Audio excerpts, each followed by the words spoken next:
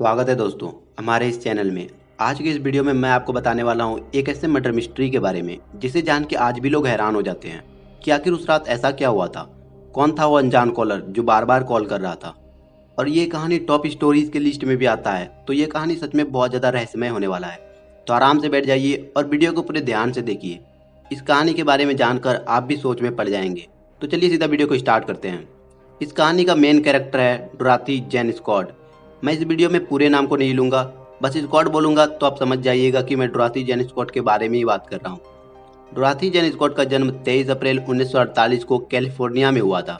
Scott काम के चलते अपने माता पिता के साथ नहीं रहती थी, बल्कि उससे दूर कैलिफोर्निया के एक छोटे से शहर सैंटोन में अपने बेटे और अपने आंटी के साथ रहती थी। स्कॉट एक सिंगल मदर थी। वो काम क्या करती ये भी जान लेते हैं। स्कॉट सिटी के 2 स्टोर का सेक्रेटरी थी, जिससे कि वो फाइनेंस स्टेबल थी, उसे पैसे का कोई प्रॉब्लम नहीं होता था। उसके साथ जो काम करते थे, वर्कर ने बताया कि स्कॉट ज़्यादा घर पे ही रहना पसंद करती थी और उसके दोस्तों ने भी यही बोला। तो इससे हम लोग को ये पता चलता है कि स्कॉट ज़्यादा बाहर जाना या किसी से बात करना या किसी को दोस्त बनाने में ज़्यादा इंटरेस्ट नहीं थी। वो अपने आप में ही रहना पसंद करती थी, अपने आप में ही खुश रहती थी। स्कॉट बहुत ज़्यादा धार्मिक भी थी और वो अपने धर्म को बहुत ज़्यादा मानती भी थी। इसीलिए वो शराब, ड्रग्स या कुछ भी ऐसा गलत काम नहीं करती थी जो कि उसके धार्मिक किताब में मना किया गया हो। स्कॉट के माता पिता, जो कि उसके साथ नहीं बल्कि उससे दूर रहते थे, जब स्कॉट अपने वर्किंग डेज में थी, जब काम में वो थोड़ा ज़्यादा ही बिजी हो जाती थी, तब वो अपने बेटे का देखभाल अच्छे से नहीं कर पाती थी। इसीलिए उसने सोचा कि मैं अपने बेटे को अपने माता पिता के यहाँ रख देती हूँ, जिससे कि उसका देखभाल भी अच्छे से हो और उसे कोई प्रॉब्लम भी ना हो। इसीलिए स्कॉट ने अपने बेटे को अपने माता पिता के यहाँ रख दिया। जैसा कि मैंने कहा कि स्कॉट ज़्यादा बाहर जाना पसंद नहीं करती थी, लेकिन उसके माता पिता ने बताया कि स्कॉट कभी कभी डेट पे जाया करती थी। लेकिन उसके परिवार वाले को, उसके दोस्तों को जहाँ तक पता था कि स्कॉट का कोई परमानेंट बॉयफ्रेंड नहीं है।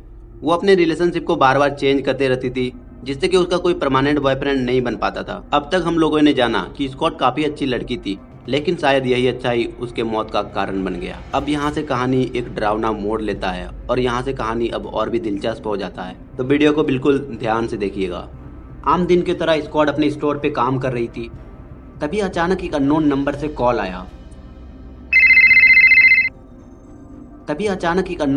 कॉल आया। स्कॉट अपने काम में कुछ ज़्यादा ही बिजी थी, तो उसने कॉल को 1-2 बार इग्नोर कर दिया, लेकिन वो कॉल बार बार आने लगा, जिससे कि स्कॉट अपने काम पे फोकस नहीं कर पा रही थी। तो उसने परेशान होकर कॉल को उठा लिया।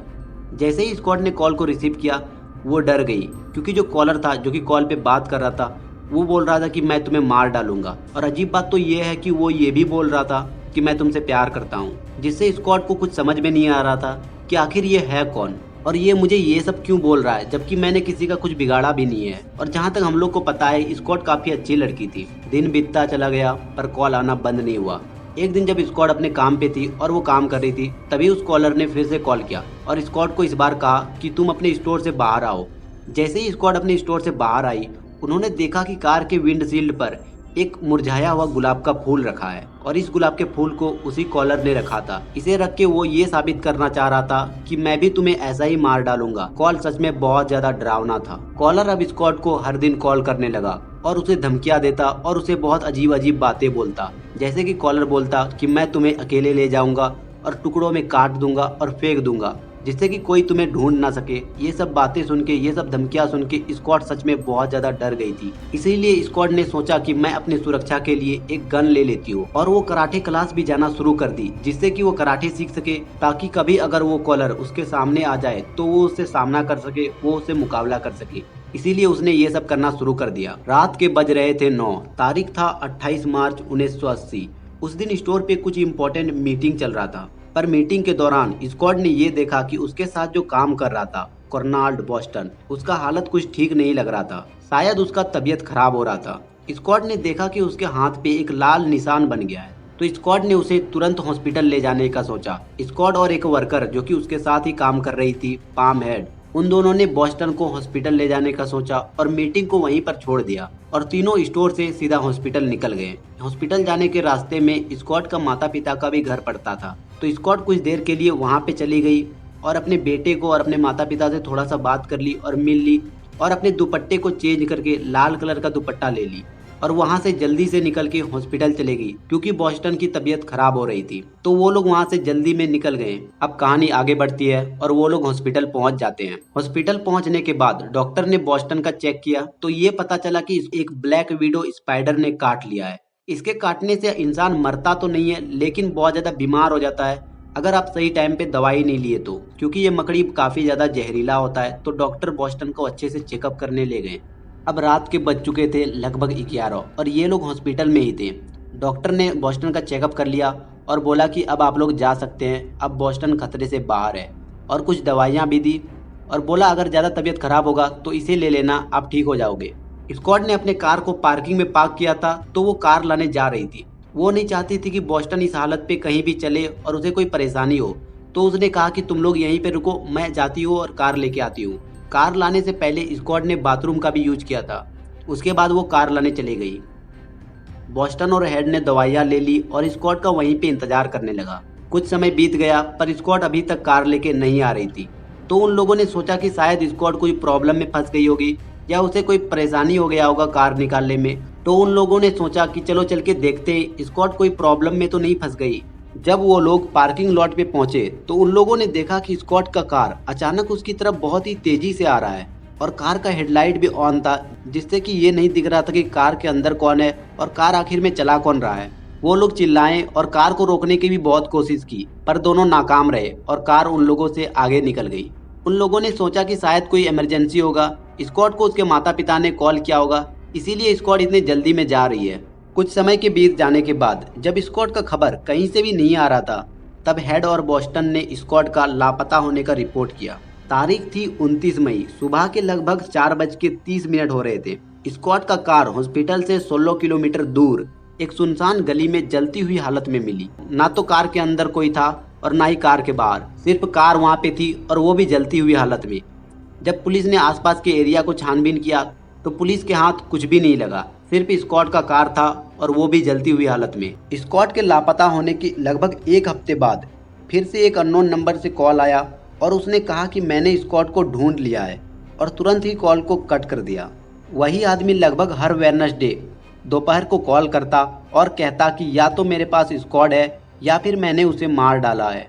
वो कन्फर्म ये नहीं बताता कि मैंने उसके साथ क्या किया है। कॉलर बहुत ज़्यादा स्मार्ट था, जिससे कि वो कॉल पे ज़्यादा देर बात नहीं करता था ताकि उसका कॉल ट्रेस ना हो जाए और पुलिस उसे ढूंढ ना ले। इसीलिए वो कॉल पे ज़्यादा बात नहीं करता था और कुछ देर तक बात करने के बाद वो कॉल को तुरंत ही कट कर देता था। कॉलर ज़्यादातर कॉल तभी करता था जब स्कॉट की माँ घर पे अकेली होती थी। ऐसा लग रहा था कि मानो वो कॉलर घर पे निगाहें टिका के बैठा हुआ हो। तारीख था 24 अप्रैल 1984। इस बार फिर से कॉलर ने कॉल किया, लेकिन इस बार स्कॉट के माँ ने नहीं बल्कि उसके पिता ने कॉल को उठाया। जैसे ही स्कॉट के पिता ने कॉल को उठाया, कॉलर ने तुरंत कॉल को कट कर दिया। ऐसा लग रहा था कि मानो वो अनजान कॉलर सिर्फ स्कॉट के माँ से ही बात करना चाह रहा है। अगस्त 1948, एक महीने बीत जाने के बाद उसके परिवार को ये पता चल चुका था कि स्कॉट अब दुनिया में नहीं रही, क्योंकि उसके शरीर के अवशेष पुलिस ने ढूंढ लिए थे, जिससे ये पता चल गया था कि स्कॉट की मृत्यु हो गई है। लेकिन हैरान की बात तो ये है कि अभी तक कॉल आना बंद नहीं हुआ था। पुलिस ने स्कॉट के घर पे एक वॉइस रिकॉर्डर भी इंस्टॉल किया। जैसा कि मैंने कहा कि वो अनजान कॉलर कॉल पे ज्यादा देर बात नहीं करता था, जिससे पुलिस भी इस कॉल का पता लगाने में कामयाब नहीं हो रहे थे और वो ये भी नहीं समझ पा रहे थे कि आखिर में ये कॉल आ कहाँ से रहा है। स्कॉट के मर्डर हो जाने के बाद 12 जून 1980 फिर से एक बार अननोन नंबर से कॉल आया, लेकिन ये कॉल इस बार वहाँ के न्यूज पब्लिशर कंपनी में आया। ये कंपनी उस समय इस न्यूज को अच्छे से कवर कर रही थी। उस दिन इस घटना के बारे में एक कहानी भी छपी थी। वहाँ पे काम करने वाले एक वर्कर ने पुलिस को बताया कि कॉलर ने कहा, मैंने डोरोथी जैन स्कॉट को मार डाला है। वो मेरा प्यार थी और मैं उससे बहुत प्यार करता था, लेकिन मैंने उसे किसी और लड़के के साथ देख लिया था, जिससे कि मैं बहुत ज़्यादा गुस्सा हो गया था और मैं अपने गुस्से को कंट्रोल नहीं कर पाया और इसीलिए मैंने उसे मार डाला। और वर्कर ने यह भी बोला कि कॉलर को पता था 28 मई की रात को कर्नाल बॉस्टन को मकड़ी ने काट लिया है, और ये भी बताया कि उस रात को स्कॉट ने अपने दुपट्टे का कलर को चेंज करके लाल कलर का दुपट्टा को ले लिया है।